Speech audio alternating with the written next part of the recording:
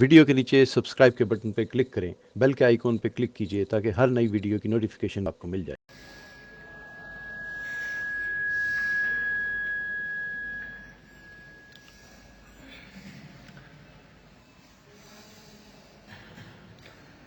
یہ دروازے بند کر کے یہ کھول دو، وہ بند کر دو تم، یہ سامنے والے کھول دو۔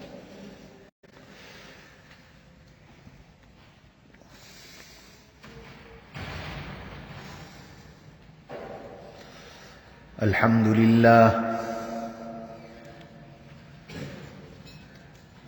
لله نحمده ونستعينه ونستغفره ونؤمن به ونتوكل عليه ونعوذ بالله من شرور أنفسنا ومن سيئات أعمالنا من يهده الله فلا مضل له ومن يضلله فلا هادي له ونشهد أن لا إله إلا الله وحده لا شريك له ونشهد أن سيدنا ومولانا محمدا عبده ورسوله صلى الله تعالى عليه وعلى آله وأصحابه وأزواجه وأتباعه وذرياته أجمعين إلى يوم الدين. أما بعد فأعوذ بالله من الشيطان الرجيم. بسم الله الرحمن الرحيم. وَإِذَا الْمَوْءُودَةُ سُئِلَتْ بِأَيِّ ذَنبٍ قُتِلَتْ. وقال تبارك وتعالى في موضع آخر: وَإِذَا بُشِّرَ أَحَدُهُم بِالْأُنثَىٰ ظَلَّ وَجْهُهُ مُسْوَدًّا وَهُوَ كَظِيمٌ. وقال تبارك وتعالى في موضع آخر: ومن يقتل مؤمنا متعمدا فجزاؤه جهنم خالدا فيها. وقال رسول الله صلى الله عليه وسلم: لزوال الدنيا أهون عند الله من قتل رجل مؤمن. وقال رسول الله صلى الله عليه وسلم: إن دماءكم وأموالكم وأعراضكم حرام عليكم كحرمة يومكم هذا في شهركم هذا في بلدكم هذا. وقال رسول الله صلى الله عليه وسلم: من ابتلي من هؤلاء البنات بشيء فأحسن إليهن كن له سترا من النار. وقال رسول الله صلى الله عليه وسلم: من ولدت له جارية فلم يؤذها ولم يهنها ولم يؤثر عليها الولد الذكور دخلته الجنة، أو كما قال رسول الله صلى الله عليه وسلم.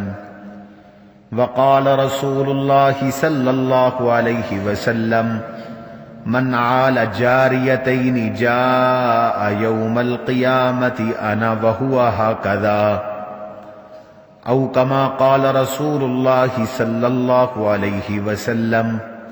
صدق الله وصدق رسوله النبي الكريم، ونحن على ذلك لمن الشاهدين والشاكرين، والحمد لله رب العالمين. اللهم صل على محمد وعلى آل محمد كما صليت على إبراهيم وعلى آل إبراهيم إنك حميد مجيد.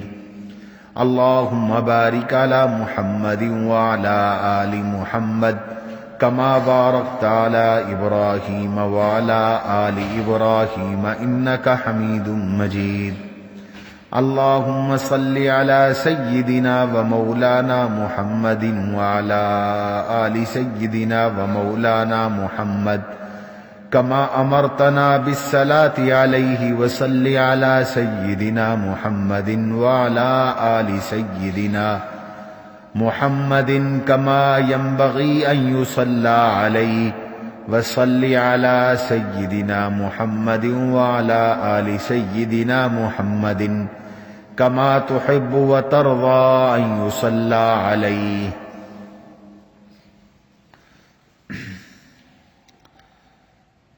گرامی قدر سامعین کرام، عزیز ساتھیو،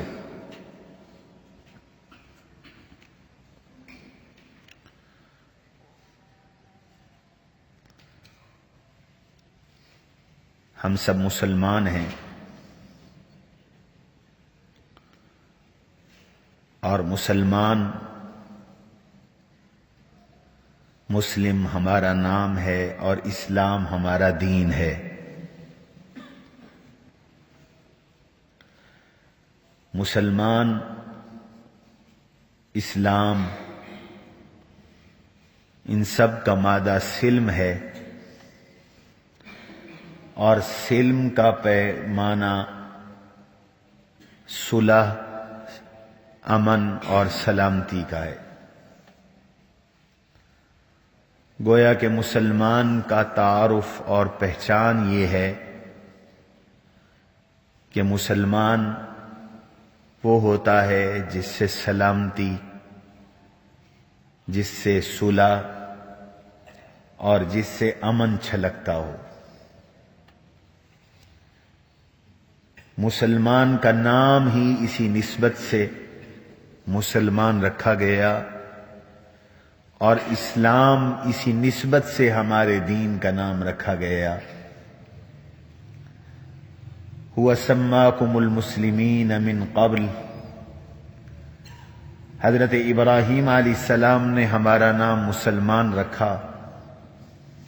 ان الدین عند اللہ الاسلام.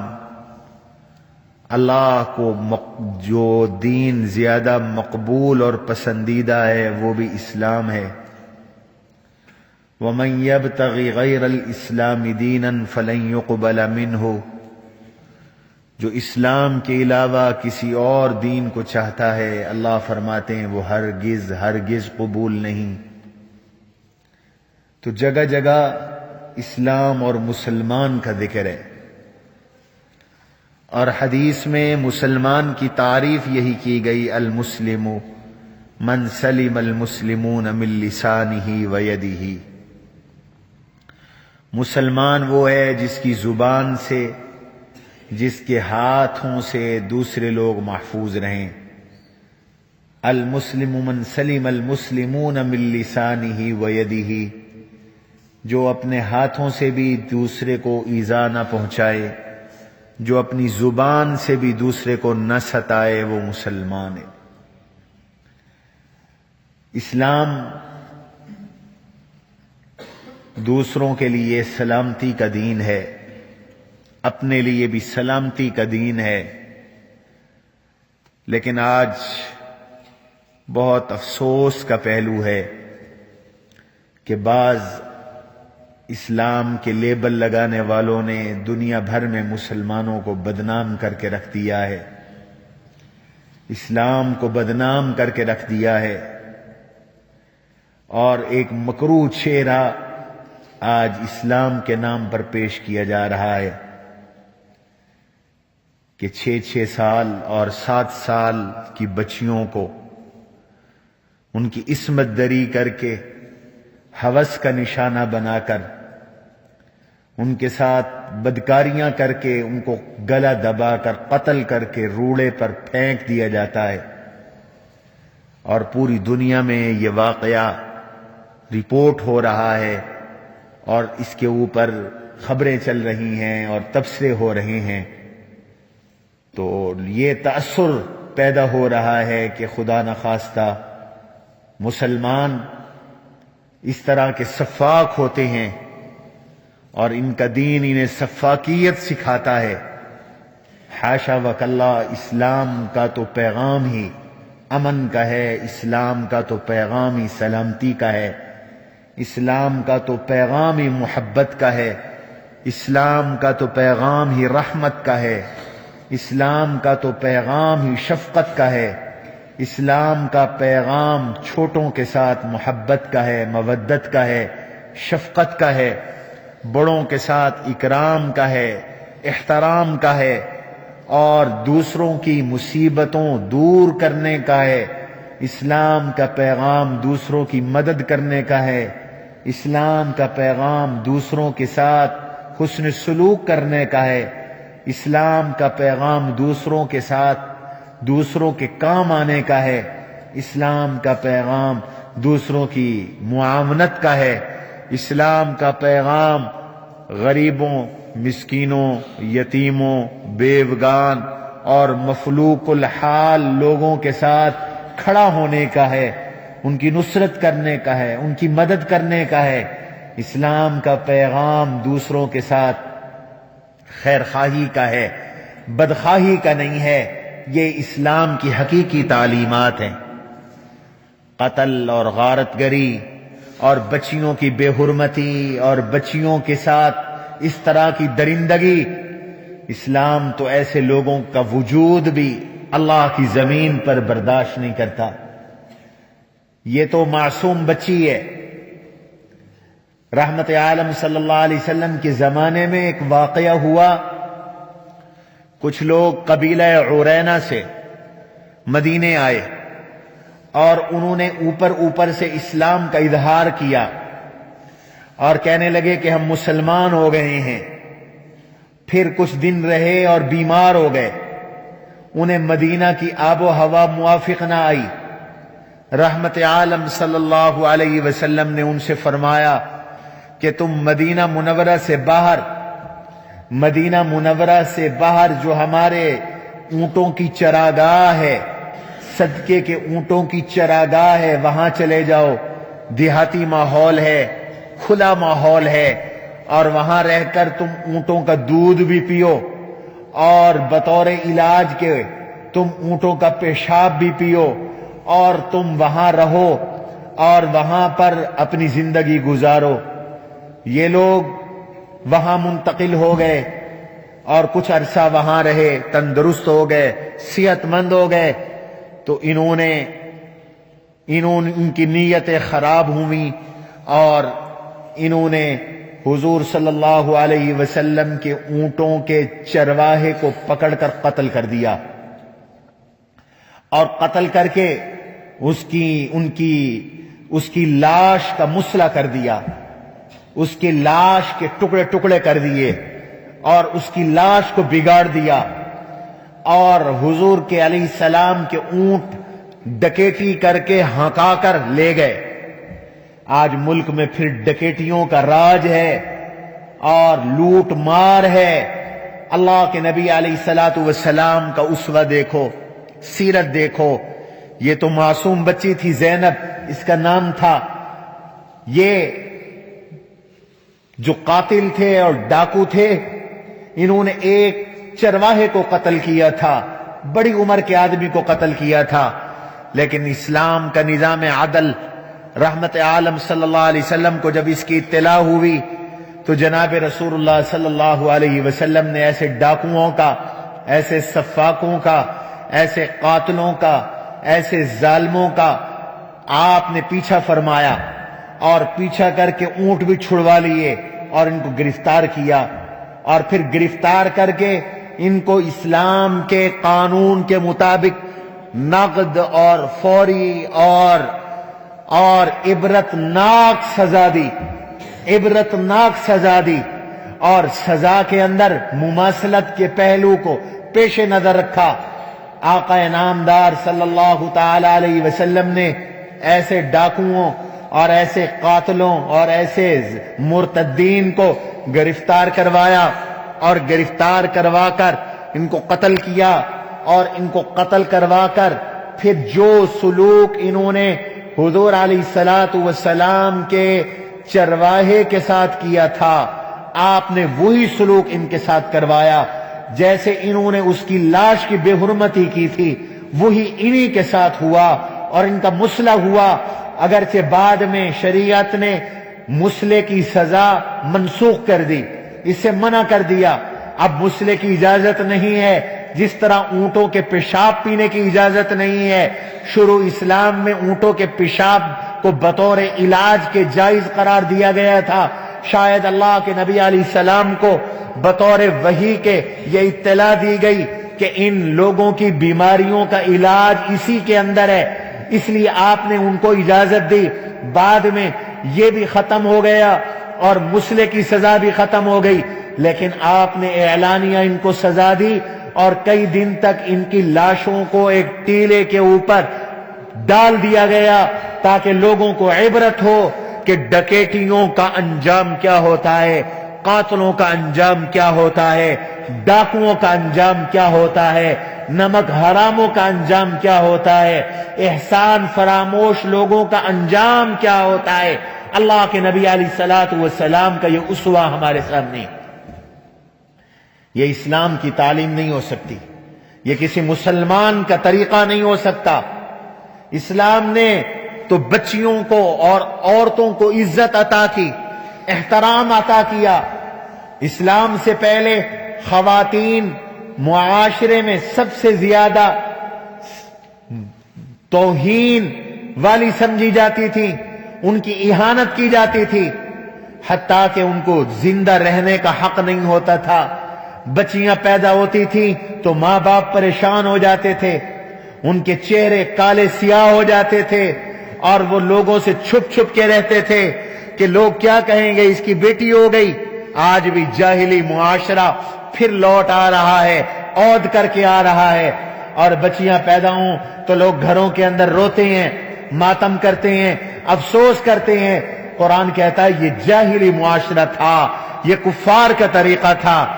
वइज़ा बुशिरा अहदुहुम बिल उनसा ज़ल्ल वजहुहु मुस्वद्दन वहुव कज़ीम, जब उन्हें इत्तला मिलती है, खुशखबरी सुनाई जाती है कि तुम्हारे घर बेटी हुई, तुम्हारी घर बच्ची हुई, तो ज़ल्ल वजहुहु मुस्वद्दा, उनका चेहरा काला सियाह हो जाता है, वहुव कज़ीम, तबीयत में घुटन हो जाती है, फिर लोगों से छुप छुप के रहता है और कौम से छुप छुप के रहता है और ये सोचता है अयुमसिकुहु अला हुनिन अम यदुस्सुहु फित तुराब, कि मैं जिल्लत गवारा करूं और इसको जिंदा छोड़ूं या इसको मट्टी के अंदर दरगोर कर दूं, मट्टी में जिंदा दफन कर दूं और जमीन खोद कर इसको मट्टी के अंदर डाल दूं। चुनांचे ये यही करते थे, बच्चियों को जीते जी बच्चियों को जिंदा दरगोर कर दिया करते थे, गड़े खोदते थे और गड़े खोद कर बच्चियों को उसके अंदर डाल दिया करते थे और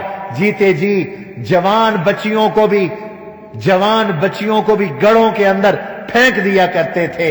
ये इनका तरीका था, ये इनका शिआर था। इस्लाम आया तो अल्लाह ने औरत को बच्ची की विलादत पर ये मातम करने की इजाजत नहीं दी, परेशान होने की इजाजत नहीं दी, बल्कि अल्लाह ने फरमाया कि मैं बेटा दूं तो भी मेरा तोहफा है, बेटी दूं तो भी मेरा हदिया है, ये मेरा तोहफा है। और तोहफों में अल्लाह ने बेटे का भी जिक्र किया, बेटी का भी जिक्र किया, लेकिन बेटियों को मुकद्दम किया, बेटियों का जिक्र पहले किया।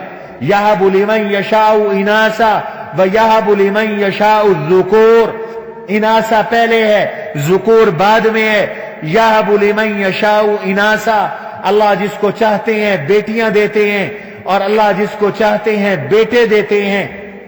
औ युज़व्विजुहुम ज़ुकराना, या अल्लाह चाहते हैं तो जोड़ा दे देते हैं, दो बेटे दे देते हैं या दो बेटियां दे देते हैं। वयजअलु मन यशाउ अक़ीमा, और जिसको चाहते हैं अल्लाह बांझ बना देते हैं, ला वलद बना देते हैं, बगैर औलाद के बना देते हैं। ये अल्लाह ताला की तक़सीम है। और फिर अल्लाह ने अपने हबीब सल्लल्लाहु ताला अलैहि वसल्लम को भी बेटियां ज्यादा दी, बेटे कम दिए। और बेटियां अल्लाह ने अपने नबी को देकर उनको हयात भी अता की, बेटे देकर बचपन में ले लिए حضور علیہ السلام کے بیٹے تو 3 تھے، لیکن بیٹیاں اللہ کے نبی علیہ السلام کی 4 تھیں۔ اللہ کے حبیب نے اپنے عمل سے اور اپنی سیرت سے، اپنے اسوے سے آپ نے بچیوں کے ساتھ حسن سلوک اور بچیوں کے ساتھ محبت، بچیوں کا احترام، بچیوں کے ساتھ مودت کا اسوہ امت کو عطا کیا۔ اللہ نے 3 بیٹے دیے اور تینوں بچپن میں لے لیے۔ قاسم اللہ نے دیا، لے لیا۔ عبداللہ دیا، لے لیا۔ ابراہیم دیا، لے لیا۔ اللہ نے یہ دے کر لے لیے۔ اعلان ہوا ما کان محمد ابا احد من رجالکم ولکن رسول اللہ وخاتم النبیین۔ ہم نے آپ سے بیٹے لے لیے لیکن آپ کو ختم نبوت عطا کر دی۔ ہم نے آپ کو بیٹے لے کر ختم نبوت کا تاج پہنا دیا۔ ہم نے آپ کو خاتم النبیین بنا دیا، اور ہمارے ہر کام میں حکمت ہوتی ہے، اور ہم ہر چیز کا ہمارے پاس علم ہے، ہم ہر کام حکمت کے ساتھ کرتے ہیں۔ لیکن اللہ نے بیٹیوں کو جوان کیا، بیٹیاں بڑی ہوئیں، بیٹیوں کی شادیاں ہوئیں، بیٹیوں کی اللہ نے اولاد عطا فرمائی، اور حضور علیہ السلام کا خاندان چلا، آپ کا نسب چلا، آپ کا حسب چلا آپ کی بیٹیوں سے۔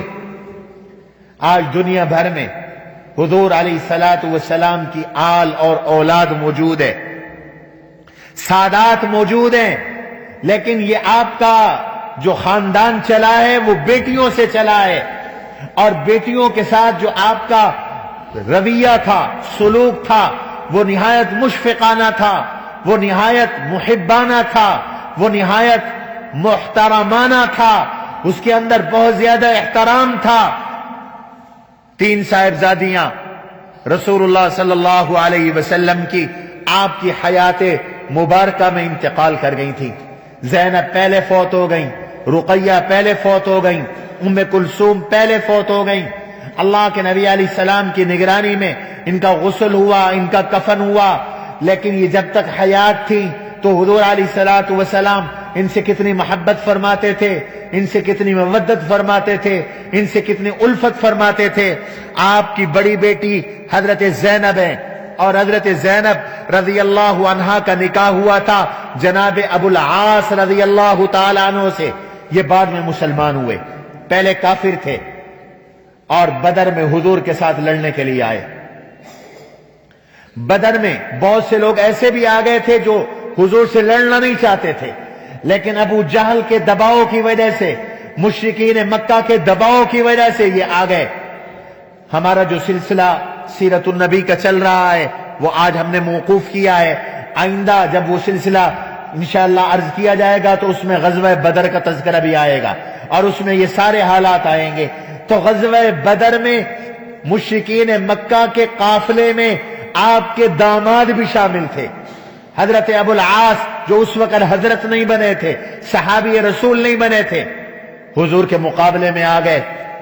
اللہ نے غزوہ بدر میں فرشتے نازل کیے اور مسلمانوں کی نصرت فرمائی، اور کم اسباب کے باوجود اللہ نے بہت بڑی جماعت پر غلبہ عطا فرمایا۔ اگر دلوں میں اخلاص ہو اور تقوی ہو، ان تصبروا وتتقوا لا يضركم من كيدهم شيئا، اللہ کہتے ہیں تم 2 کام کرو تو تمہیں کفر نقصان نہیں پہنچا سکتا۔ تمہیں جب بھی کفر نقصان پہنچاتا ہے صرف اس لیے نقصان پہنچاتا ہے تمہارے اندر 2 خوبیوں کی کمی ہوتی ہے، 2 خصوصیات کی کمی ہوتی ہے، اور وہ کیا ہے؟ بلا ان تصبروا وتتقوا لا يضركم كيدهم شيئا، اگر تم صبر کرو اور تقوی اختیار کرو تو تمہیں کافروں کا کوئی مکر نقصان نہیں پہنچائے گا۔ جب بھی تمہیں نقصان پہنچا اس لیے نقصان پہنچا تم میں صبر کی کمی ہے، اس لیے نقصان پہنچا، تم میں تقوی کی کمی ہے، اس لیے نقصان پہنچا، تم میں اللہ کے خوف کی کمی ہو گئی، اس لیے نقصان پہنچا کہ تم میں صبر کی کمی ہو گئی، تم نیکیوں پہ جم نہیں سکے، تم گناہوں سے بچ نہیں سکے، تم مصیبتوں کو جھیل نہیں سکے، برداشت نہیں کر سکے۔ اگر صبر اختیار کرو اور تقوی اختیار کرو تو پھر اللہ کی مدد تمہارے ساتھ ہے۔ بلا ان تصبروا وتتقوا ويأتوكم من فورهم هذا، اگر تم صبر کرو اور تقوی اختیار کرو، دشمن تم پہ چڑھ بھی آئے تو اللہ آسمانوں سے تمہارے لیے فرشتے اتاریں گے۔ یمددکم ربکم، اللہ کی طرف سے مدد آئے گی، امداد آئے گی، اور وہ فرشتوں کی صورت میں آئے گی جیسا کہ بدر میں آئی۔ 8 تلواریں تھیں مسلمانوں کے پاس، 2 گھوڑے تھے مسلمانوں کے پاس، 70 تلواریں تھیں، 70 اونٹ تھے مسلمانوں کے پاس، اور مقابلے میں مشرکین کا بہت بڑا لشکر تھا، 1000 کا لشکر تھا۔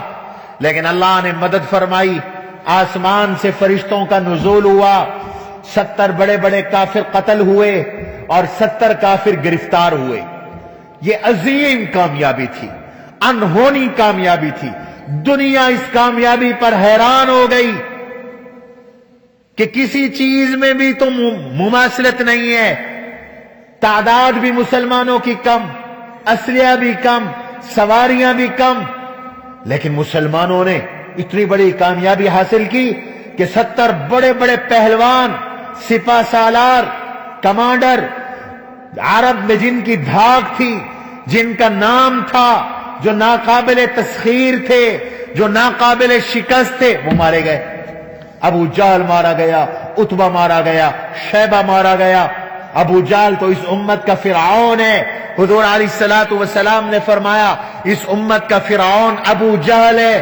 ہر دور کے اندر فرعون رہا ہے، جیسے آج کے اس دور کا فرعون امریکہ کا صدر ٹرمپ ہے، ایسے حضور کے زمانے کا فرعون، بلکہ اس پوری امت کا فرعون ابو جہل تھا، دشمن اسلام تھا۔ قتل ہوا، عتبہ قتل ہوا، شیبہ قتل ہوا، امیہ قتل ہوا، 70 مارے گئے اور 70 ہو گئے گرفتار۔ یہ بھی بڑے بڑے پہلوان تھے جو گرفتار ہوئے۔ اللہ کے نبی علیہ السلام نے ان کی مشقیں بدھوائی، پیچھے سے ان کے ہاتھ باندھے گئے اور ان 70 آدمیوں کو ہانک کر مدینے لایا گیا۔ مدینہ میں ایک عجیب منظر تھا کہ 70 قریشی، اعلی نسب کے لوگ، مکہ کے مجاور، بیت اللہ کے مجاور، بڑے بڑے مشرک، جن کی عرب میں دھاک تھی، جن کا نام تھا، وہ 70 گرفتار ہو کر مدینہ میں آ رہے ہیں اور بازار سے گزر رہے ہیں، اور سارا مدینہ تماشا دیکھ رہا ہے۔ یہودی بھی دیکھ رہے ہیں، مسلمان بھی دیکھ رہے ہیں، اور دوسرے لوگ بھی دیکھ رہے ہیں۔ آپ نے فرمایا ان کو ٹھہراؤ۔ یہ ٹھہر گئے۔ طے ہوا کہ ان سے فدیہ لے کر ان کو چھوڑا جائے، اور جو ان میں سے پڑھے لکھے ہیں وہ ان پڑھ ہمارے ساتھیوں کو لکھنا پڑھنا سکھائیں۔ چنانچہ ایک ایک قیدی کے ذمے 5 6 حضرات سپرد کیے گئے کہ تمہیں اس وقت چھوڑا جائے گا جب ان کو جب یہ لکھنا پڑھنا سیکھ جائیں گے۔ اسلام تعلیم کے خلاف نہیں ہے، لکھنے پڑھنے کے خلاف نہیں ہے۔ اسلام کی تو پہلی وحی کے اندر علم اور قلم کا لفظ ہے، اقرا ہے۔ یہ 3 چیزیں ہیں جو علم پر دلالت کرتی ہیں۔ اقرا پڑھیے، دوسرا علم، تیسرا قلم، یعنی لکھنا اور پڑھنا۔ پہلی وحی میں یہی ہے، اقرا بسم ربک الذی خلق خلق الانسان من علق۔ اقرا۔ دوسری بار وربک الاکرم الذی علم بالقلم، علم، پھر قلم کا لفظ، علم الانسان، پھر علم الانسان ما لم یعلم۔ یہ تو پہلی وحی ہے۔ باقیوں سے کہا گیا تم فدیہ لاؤ، اور فدیہ دے کر تم رہائی حاصل کر سکتے ہو۔ تو ابو العاص جو حضور علیہ السلام کے داماد تھے، ان کی رہائی کے لیے ان کی زوجہ محترمہ حضور علیہ السلام کی لخت جگر، نور نظر حضرت سیدہ زینب رضی اللہ عنہا نے ایک ہار بھیجا، گلے کا ہار بھیجا۔ اور یہ ہار کون سا تھا؟ یہ ہار وہ تھا جو سیدہ زینب کو شادی کے موقع پر ان کی والدہ محترمہ، ہماری اماں، مومنین کی اماں، زوجہ رسول حضور کی پہلی بیوی سیدہ خدیجۃ الکبریٰ رضی اللہ تعالی عنہا نے اپنی لخت جگر نور نظر کو بطور تحفہ کے شادی کے موقع پہ یہ ہار دیا تھا۔ ہر ماں باپ اپنی بچی کو رخصتی کے وقت تحفہ دیا کرتے ہیں، تحائف دیا کرتے ہیں۔ جہیز کی رسم تو ہندوانہ ہے، لیکن کوئی تحفہ اپنی حیثیت کے مطابق اور وسعت کے مطابق دے دینا، اس کی شریعت میں اصل موجود ہے، سنت میں اصل موجود ہے۔ جب یہ ہار حضور کے سامنے پہنچا، اللہ کے نبی کی خدمت میں یہ ہار پہنچا جو مکہ سے حضرت زینب نے اپنے شوہر حضرت ابو العاص حضور کے داماد کی رہائی کے لیے بھجوایا تھا۔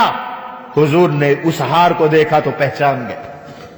اللہ کے نبی کی آنکھوں سے آنسو چھلک پڑے، گریہ طاری ہو گیا، حضور رونے لگ گئے۔ اور صحابہ نے دیکھا کہ جناب رسول اللہ صلی اللہ علیہ وسلم رو رہی ہیں، آنکھوں سے آنسو جاری ہیں۔ صحابہ کرام بھی سمجھ گئے، آپ کو اپنی بیٹی یاد آ گئی۔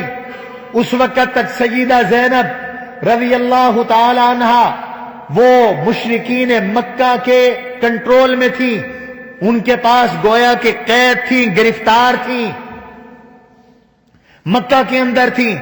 اور جناب رسول اللہ صلی اللہ علیہ وسلم ہجرت فرما کر مدینہ منورہ تشریف لا چکے تھے، تو آپ کی آنکھوں سے آنسو آ گیا۔ اور آپ نے صحابہ سے فرمایا، میرے صحابہ، یہ مسلمانوں کا حق ہے، جو فدیہ لیا جا رہا تھا یہ تمام مسلمانوں کا مشترک ہے، یہ مسلمانوں کا حق ہے۔ اگر آپ کی طرف سے اجازت ہو تو میں یہ ہار واپس کر دوں۔ صحابہ نے فرمایا، حضرت ہم طیب دل سے، ہم اپنی خوشی سے اجازت دیتے ہیں کہ آپ اپنی لخت جگر کو، اپنی نور نظر کو، اپنی صاحبزادی کو یہ ہار واپس کر دیں۔ یہ حضور علیہ الصلوۃ والسلام کا اسوہ ہے، یہ حضور پاک کا طریقہ ہے۔ آپ کی بیٹیوں کے ساتھ محبت ہے، آپ کی بیٹیوں کے ساتھ الفت ہے۔ آپ نے وہ ہار واپس کر دیا اور حضرت ابو العاص سے فرمایا کہ ابو العاص، تمہیں ایک شرط پر رہائی دی جا رہی ہے، اور وہ شرط یہ ہے کہ تم جاؤ اور جا کر ہماری لخت جگر کو، ہماری نور نظر کو، ہماری صاحبزادی کو، ہماری بیٹی حضرت زینب کو مدینہ بھیج دو۔ روایات میں آتا ہے ابو العاص کو آزادی ملی، اور ابو العاص نے حضور سے جو وعدہ کیا وہ وعدہ نبھایا، وہ وعدہ پورا کیا، اور حضرت زینب رضی اللہ عنہا کو انہوں نے مکہ سے مدینہ کی طرف روانہ کر دیا، مدینہ بھیج دیا۔ اس لیے حضور حضرت ابو العاص سے بہت خوش تھے، اور آپ یہ فرمایا کرتے تھے کہ میں نے دامادوں میں ابو العاص کو سچا داماد پایا ہے۔ اس نے جو مجھ سے کہا، صدقنی ووعد لی ووفا لی، اس نے جو کہا سچ کہا، اور جو بھی وعدہ کیا مجھ سے وہ وعدہ پورا کیا۔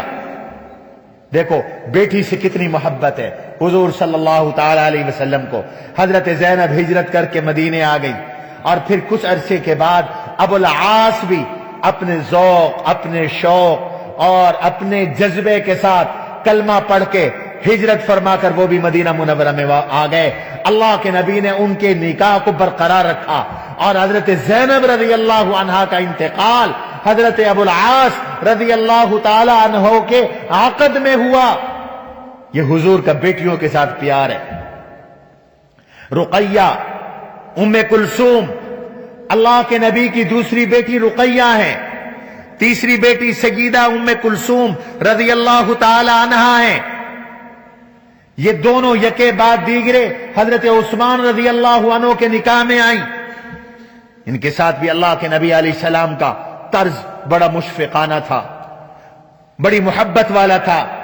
اور سیدہ فاطمہ رضی اللہ تعالی عنہا، ان سے جو حضور کو محبت تھی وہ تو ضرب المثل ہے،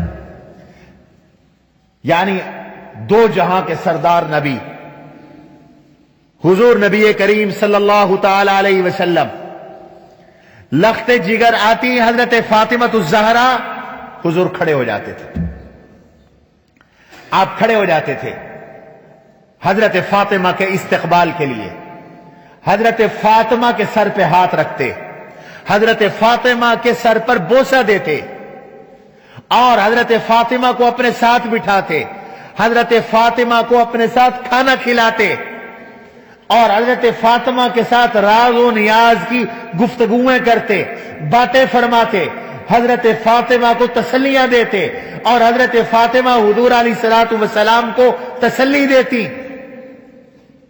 اور آپ نے اس کلچر کو بدلا، اس مزاج کو بدلا، بیٹیوں سے نفرت کے مزاج کو بدلا، بچیوں سے نفرت کے مزاج کو بدلا۔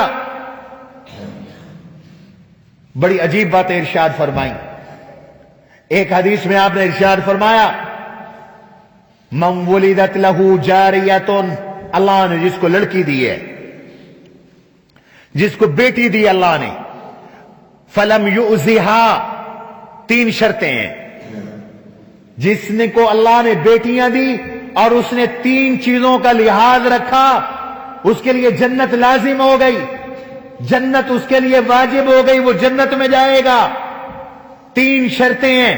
پہلی شرط لم یؤذیہا، اللہ نے بیٹی دیا، بیٹی دی، اس نے بیٹی کو ستایا نہیں، بیٹی کو ایذا نہیں دیا، بیٹی کو تکلیف نہیں دی۔ دوسری شرط ولم یہنہا، بیٹی کی توہین نہیں کی۔ تیسری شرط ولم یؤثر علیہا الولد، یعنی الذکور، اللہ نے اس کو بیٹی دی اور اس نے اپنی بیٹی پر بیٹے کو ترجیح نہیں دی۔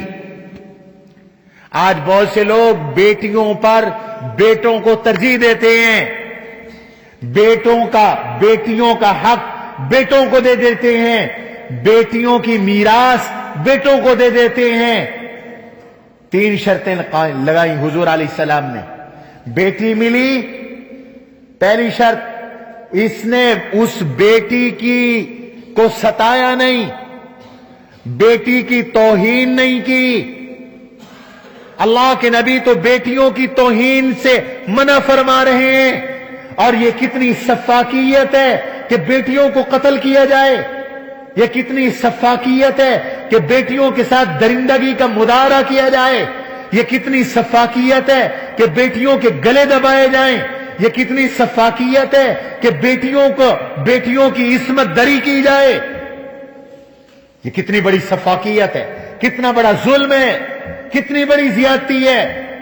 صاف حدیث کے لفظ ہیں، اللہ نے بیٹی دی ہو، بیٹی کو ستائے نہیں، بیٹی کی توہین نہ کرے اور بیٹی پر بیٹوں کو ترجیح نہ دے۔ راستہ دے دو، بیٹی پر بیٹوں کو ترجیح نہ دے۔ میرے آقا نے فرمایا جو ان تین شرطوں کو پورا کرے گا اللہ اس کو جنت عطا فرمائیں گے۔ ادخلہ اللہ الجنہ، اللہ اس کو جنت عطا فرمائیں گے۔ یہاں جنت صرف بیٹی سے محبت اور بیٹی کے احترام پر دی جا رہی ہے۔ دوسری حدیث میرے آقا نے ارشاد فرمایا، من عال جاریتین حتی تبلغا جاء یوم القیامت انا وہو ہاکذا، جس کو اللہ نے بیٹیاں عطا کی اور اس نے جوان ہونے تک ان کی صحیح تربیت کی، صحیح پرورش کی، کل قیامت کے دن یہ جنت میں میرے ساتھ ہوگا۔ دو آدمیوں کے بارے میں آپ صلی اللہ علیہ وسلم نے ارشاد فرمایا یہ جنت میں میرے ساتھ ہوں گے، یوں اشارہ کر کے جیسے ان دو انگلیوں میں تھوڑا سا فرق ہے، تھوڑا سا فاصلہ ہے، ایسے ہی اس شخص میں اور میرے درمیان یہ تھوڑا سا فاصلہ ہوگا جنت میں، دو شخصوں کے بارے میں۔ ایک بیٹیوں کی صحیح پرورش کرنے والے کے بارے میں فرمایا وہ جنت میں میرے ساتھ ہوگا، اور دوسرا یتیم کی کفالت کرنے کے والے کے بارے میں فرمایا انا وکافل الیتیم کہاتین، میں اور یتیم کی کفالت کرنے والا جنت میں ایسے ساتھ ہوں گے جیسے یہ دو انگلیاں ہیں۔ قاضی احسان احمد آبادی رحمت اللہ تعالی علیہ فرمایا کرتے تھے اگر کسی ظالم کو دیکھو، نظر پڑے ظالم پر تو قہر ذوالجلال بن، اور نظر پڑے مظلوم پر تو محمد کا جمال بن۔ اور محمد صلی اللہ علیہ وسلم کا جمال کیا ہے؟ کمزوروں کے لیے گلے دبانے کا نہیں، معصوم بچوں کو قتل کا نہیں۔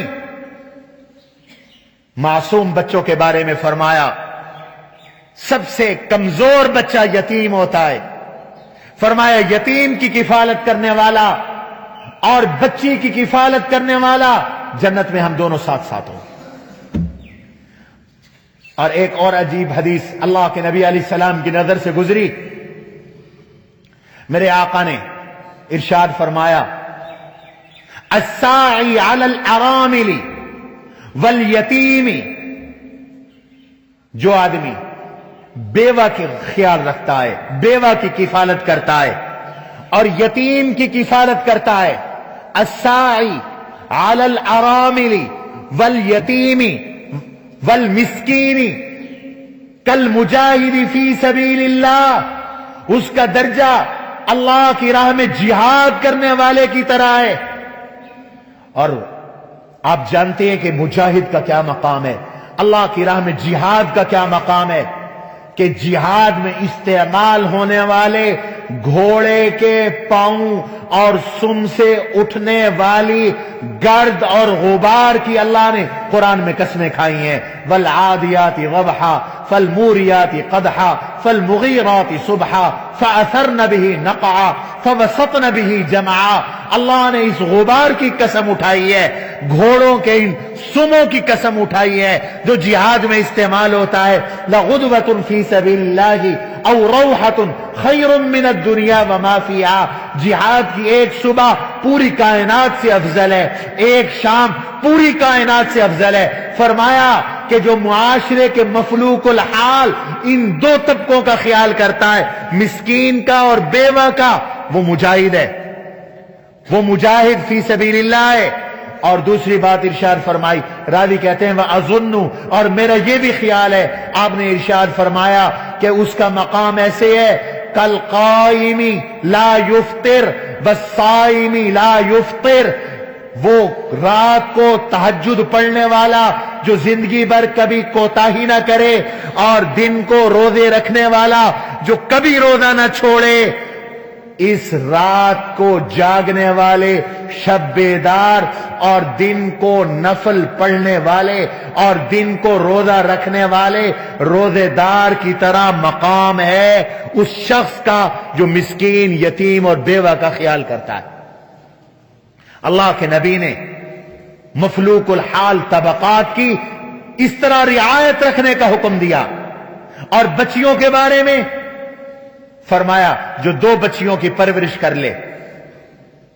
حضور علیہ الصلوۃ والسلام کے گھر میں ایک عورت آئی، صحیح مسلم کی روایت ہے، اس کے ساتھ دو بچیاں تھیں، دو بچیاں۔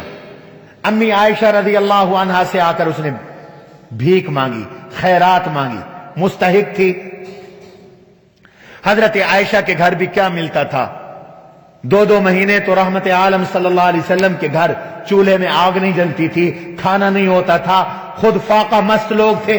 بیٹا یہ دروازہ کھول دو، خود فاقہ مست لوگ تھے، گھر میں کھجوری تھی، صرف کھجور، 3 کھجوریں امی عائشہ رضی اللہ عنہا نے پیش کر دی اس خاتون کو۔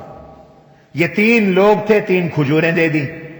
ایک کھجور اس نے ایک بیٹی کو دے دی، دوسری کھجور اس نے دوسری بیٹی کو دے دی، تیسری کھجور اس نے توڑی، اپنے منہ میں ڈالنے کا ارادہ کیا۔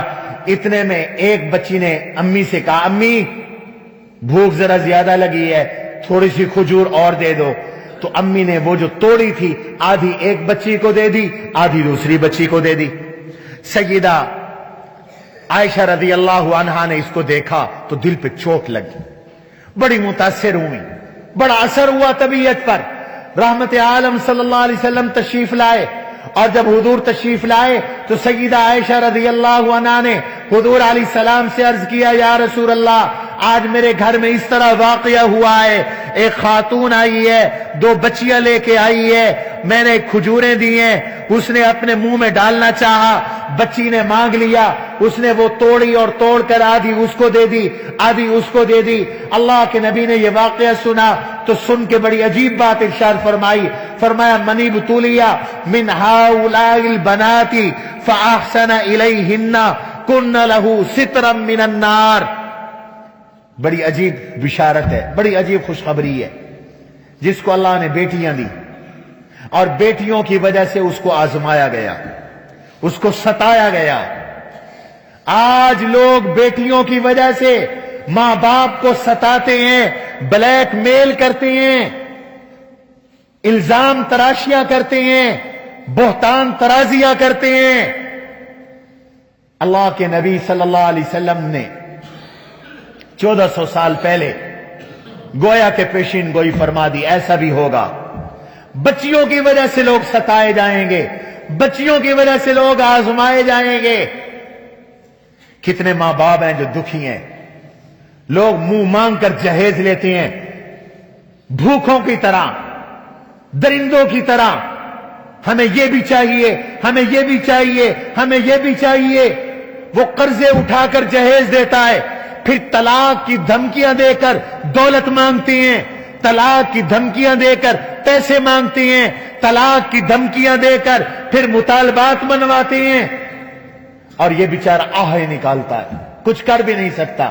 کچھ کرے تو بیٹی کو طلاق ہو، کچھ کرے تو بیٹی پر ظلم ہو، بیٹی پر ستم ہو۔ یہ اہانت ہے بیٹیوں کی، یہ تذلیل ہے بیٹیوں کی۔ کاش کے نبوی معاشرہ ہوتا تو ایسے سفاکوں سے پوچھا جاتا، ان کے ساتھ وہ سلوک ہوتا جو ایک مجرم کے ساتھ ہوتا ہے۔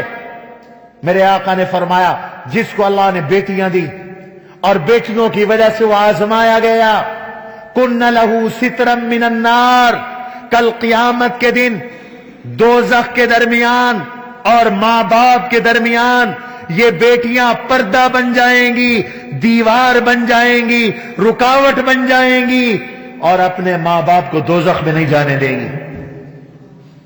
بہت سے ماں باپ ان بچیوں کی وجہ سے جنت میں جائیں گے، ان کے پلے اور کوئی اعمال نہ ہو تو وہ ان بچیوں کی وجہ سے جنت میں جائیں گے، بشرطے کہ ان بچیوں کی وجہ سے وہ صبر کریں۔ آج یہ جو اندوہناک واقعہ ہوا ہے کہ 7 سال کی بچی کے ساتھ درندگی کا مظاہرہ کر کے، قتل کر کے اسے کوڑا کرکٹ پر پھینک دیا گیا، یہ کس قدر غیر انسانی اور درندوں، کوئی درندہ بھی ایسا نہیں کرتا۔ درندوں کے بھی حالات میں لکھا ہے، سانپ بھی چھوٹے بچوں کو بعض اوقات پیار کرتے ہیں، مچھلیاں بھی بچوں کو پیار کرتی ہیں۔ بچے تو سب کے سانجھے ہوتے ہیں، بچے تو مشترک ہوتے ہیں۔ بچوں کے ساتھ یہ وحشیانہ سلوک، یہ بربریت والا سلوک، اللہ کے نبی علیہ السلام کی تعلیمات دیکھو۔ جمعے کا دن تھا یا ایک مجلس تھی، ایک بوڑھا حضور علیہ السلام کی خدمت میں پہنچنا چاہتا تھا، آگے راستہ نہیں تھا، جیسے آپ لوگ بیٹھے ہیں راستہ نہیں تھا، تو اس کو حضور تک پہنچتے پہنچتے دیر ہو گئی۔ اللہ کے حبیب علیہ الصلوۃ والسلام نے اس موقع پر ایک بڑی عجیب حدیث ارشاد فرمائی۔ میرے آقا نے فرمایا، من لم یوقر کبیرنا ولم یرحم صغیرنا فلیس منا، جو ہمارے بزرگوں کا احترام نہیں کرتا، بڑی عمر کے لوگوں کا احترام نہیں کرتا، ہمارے چھوٹوں پر رحم نہیں کرتا، ہمارے چھوٹوں پر شفقت نہیں کرتا، ہمارے چھوٹوں سے پیار نہیں کرتا، اس کا ہم سے کوئی تعلق نہیں، اس کا مسلمانوں سے کوئی تعلق نہیں۔ یہ حضور کی تعلیمات ہیں، یہ دین کی تعلیمات ہیں۔ آج نفسانیت کا دور آئے، اسلام کی تعلیمات نکال دی گئی، ہمارے نصابوں میں تربیت نام کی کوئی چیز نہیں رہی۔ ایک دور تھا سکولوں میں استاد سمجھاتے تھے، پڑھاتے تھے، تربیت کا ماحول تھا، باپ تو باپ ہے۔ اگر کوئی سفید ریش آدمی بس پہ چڑھتا تھا تو لوگ سیٹ خالی کر دیتے تھے، کہتے تھے بابا جی بیٹھ جاؤ۔ اور یہ آداب میں سے ہے، بزرگوں کا احترام کرو، بڑوں کا احترام کرو۔ اللہ کے نبی علیہ السلام کی سنت ہے، آپ علیہ الصلوۃ والسلام کسی بڑے کا بوجھ برداشت نہیں فرماتے تھے، اپنے سر پہ اٹھا لیتے تھے، اپنے کندھے پہ اٹھا لیتے تھے۔ ہم جن بزرگوں کا نام لیتے ہیں ان کی سیرت تو دیکھو۔ سیدنا ابو بکر صدیق رضی اللہ عنہ کا انتقال ہوا، ان کے انتقال کے بعد 3 دن کے بعد ایک بڑھیا گھر سے باہر نکل آئی، پوچھنے لگی کہ ایک آدمی روز میرے گھر آتا تھا، 3 دن سے نہیں آ رہا، میں تو پریشان ہوں۔ وہ آ کے جھاڑو بھی لگاتا تھا میرے گھر میں، چھڑکاؤ بھی کرتا تھا، میرے مٹکے میں تازہ پانی بھی رکھ کے جاتا تھا اور کھانا بھی رکھ کے جاتا تھا۔ ایک دن گزر گیا، دوسرا دن گزر گیا، تیسرا دن گزر گیا، گھر میں کوئی شخص نہیں آیا، میں نے کھانا نہیں کھایا، میرے مٹکے میں پانی نہیں ہے، تو پتہ چلا کہ یہ شخص 11 لاکھ مربع میل کا حاکم، صداقت کا بادشاہ، نبی کا خلیفہ، خلیفۃ الرسول، خلیفہ بلا فصل، جانشین پیمبر، افضل البشر بعد الانبیاء، نبی کا سسر سیدنا ابو بکر صدیق رضی اللہ تعالی عنہ تھا۔ زندگی بھر کسی کو پتہ نہیں چلا یہ صدیق اکبر ہیں۔ آج یہ تعلیمات کہاں چلی گئی؟ رحمت عالم صلی اللہ تعالی علیہ وسلم کے دوسرے خلیفہ حضرت سیدنا عمر ابن خطاب رضی اللہ تعالی عنہ رات کو گشت کر رہے ہیں، اور گشت کرتے کرتے دیکھا ایک جگہ آگ جل رہی ہے۔ پوچھا، قریب جا کر، خیمہ لگا تھا، مسافروں کا خیمہ تھا۔ پوچھا کون ہو؟ مسافر ہے۔ اس وقت آگ کیوں جل رہی ہے؟ خاتون پیٹ کے ساتھ تھی، زچگی کا وقت آ گیا ہے، اس لیے آگ جل رہی ہے، حرارت پہنچا رہی ہیں۔ مسافر خاتون، مسافر مرد، یہ اس دور کی بات کر رہا ہوں جب ہاسپٹل نہیں ہوتے تھے، جب میڈیکل نے ترقی نہیں کی تھی۔ آج سے 1400 سال پہلے کی بات کر رہا ہوں۔ آج کیسا مہذب معاشرہ ہے کہ گدے ریڑھیوں پر زچگیاں ہو رہی ہیں، ڈلیوریاں ہو رہی ہیں، ہسپتالوں کے گیٹ نہیں کھلتے۔ ہمارے معذرت کے ساتھ ڈاکٹروں سے احساس اور انسانیت چلا گیا، ڈسپنسروں اور ہمارے عملوں سے احساس چلا گیا۔ یہ نبی کی تعلیمات تھی۔ فاروق اعظم فوراً گھر گئے، گھر والی کو جگایا۔ گھر والی بھی کوئی عام خاتون نہیں، علی المرتضیٰ کی صاحبزادی ہیں، سیدہ ام کلثوم بنت علی رضی اللہ عنہا، اور جلدی سے اپنی کمر کے اوپر ایک غلے کی بوری لادی اور بیوی کو ساتھ لیا اور زچگی کے ضرورت کے سامان کو اٹھایا، اور فاروق اعظم خیمے میں پہنچے اور آ کر معافی مانگی کہ مجھے پہلے پہنچنا چاہیے تھا، میں خادم وقت ہوں، میں امیر المؤمنین ہوں، مجھے پتہ نہیں چل سکا۔ نرس کا کام دیا امیر المومنین کی بیوی نے، لیڈی ڈاکٹر کا کام دیا امیر المومنین کی بیوی نے، اور یہ خدمت کی اور زچگی کے فرائض سر انجام دیے۔ یہ اسلام کی تعلیمات ہیں۔ بچوں کے ساتھ شفقت، بچوں کے ساتھ رحمت، بچوں کے ساتھ پیار، بچیوں کا احترام، خواتین کا احترام اللہ کے نبی علیہ السلام کی تعلیمات ہیں۔ اب دیکھنا یہ ہے کہ ایسا کیوں ہو رہا ہے، ہمارے معاشرے میں سفاکیت کیوں آ گئی، یہ درندگی کیوں آ گئی؟ صرف چیخنے اور چلانے سے اصلاح نہیں ہوگی۔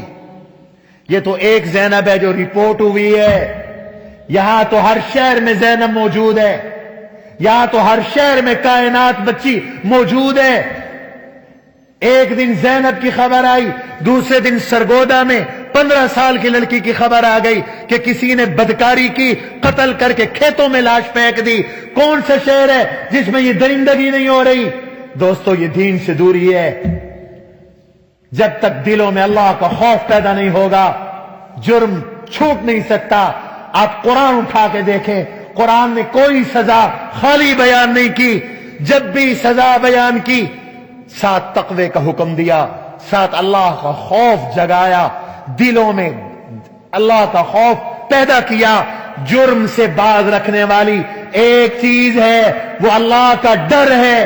آج نصاب تعلیم میں تربیت اور خوف خدا کو لانا ہوگا، فحاشی عریانی کا خاتمہ کرنا ہوگا۔